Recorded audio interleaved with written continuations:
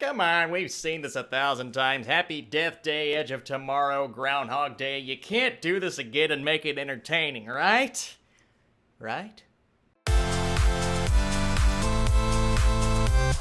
What is up, Flick fans, and welcome back to my channel. Sorry about the lack of green screen. We are currently renovating that side of the room, so you get this, my Patreon page set. Isn't it nice? But that will not stop us from talking about the brand new Netflix series called Russian Doll. I saw the name Amy Poehler. She was a producer and writer, and she helped create this show, and I'm just like, I'm in.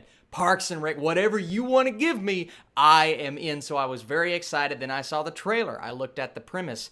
Okay, we've seen this before. How are you going to do something different? How are you going to make this new? And that's what we are going to talk about today. If you guys don't know how my reviews work, I like to talk about the series or movie and then give you my score. Get down in the comments section below. Have you watched this series? If not, are you looking forward to it? I think you will be after this review. Let's talk about Russian Doll. So a young woman in New York tries to escape from a party that is being thrown in her honor.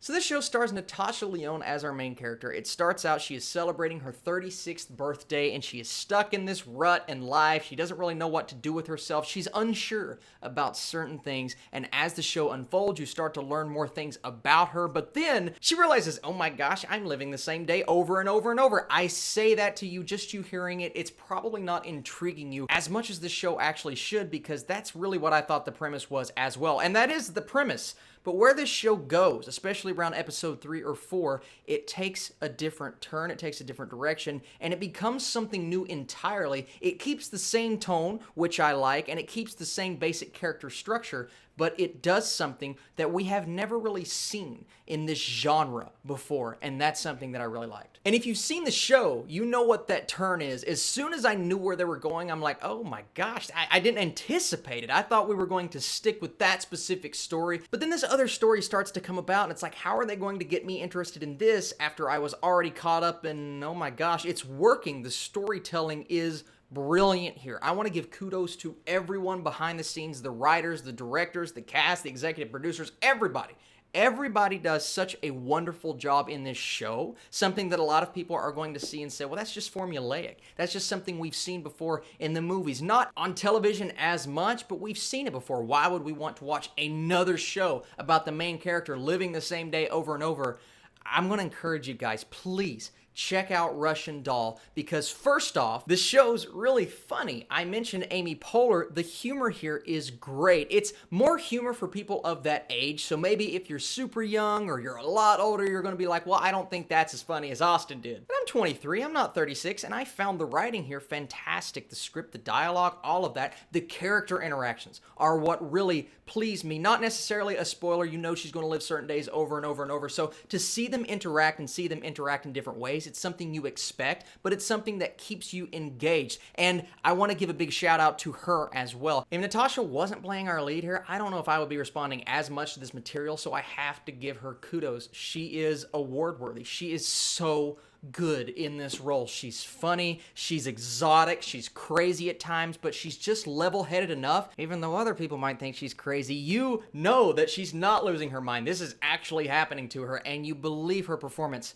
And I loved her. I thought she was so good in this show. I'm still just sitting here like, you know when you don't expect something to be this good and then you're done with it and you're like, I want more right now. That's how I feel. Russian Doll really surprised me. Let's get in the rest of the cast here. Charlie Barnett, I will not say who he plays, but he is very good in this show. And then Elizabeth Ashley was also someone who I was just completely engaged with every time she was on screen. The entire cast. There wasn't really a weak link here. The entire show keeps going because you have really good writing and people behind the camera, but it's the cast that really makes you laugh, keeps you emotionally engaged. And that's really important when you're dealing with a premise like this, the premise of, oh, she's living the same day over and over, so you're going to see the same conversations. I also like that the show took that idea and mixed it up a bit. It's not like she's having the same interactions. And I hate to say it like this, but it is really just so entertaining to see how Nadia is going to go out next. And I'm not saying that to be a horrible person. It's just, it's part of the entertainment factor of the show. You're always waiting, anticipating, when is it going to happen? How long is she going to go without this happening to her next? And I love that. And the song Gotta Get Up,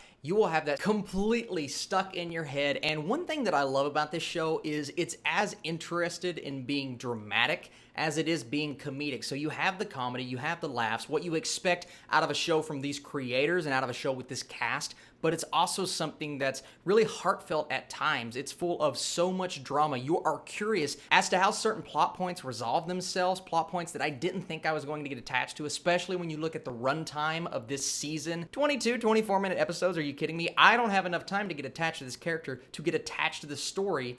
And after episode 1, I was locked in, I was awaiting what was going to happen next, and I was engaged with these characters. And so I talked about the twist, if you want to call it that, in episode 3 or 4, where things start going in a different direction. Something that I encourage a lot of people to stick around for. If the story is not capturing you completely, wait until that happens, because once that happens, you're going to be like, okay, this is really cool. This has become a completely different show. I loved that, but then you get into episode 7 and it goes down. I'm not going to say what or who or why, but I loved where they went and how chaotic this show becomes. Still controlled from a director's standpoint, but the story itself goes crazy. It was hilarious. It was heartfelt, and I loved the ending to Russian Dolls just as much as I did the entire show, and that's something you can rarely say, loving all aspects of a television show. I thought all of it was great.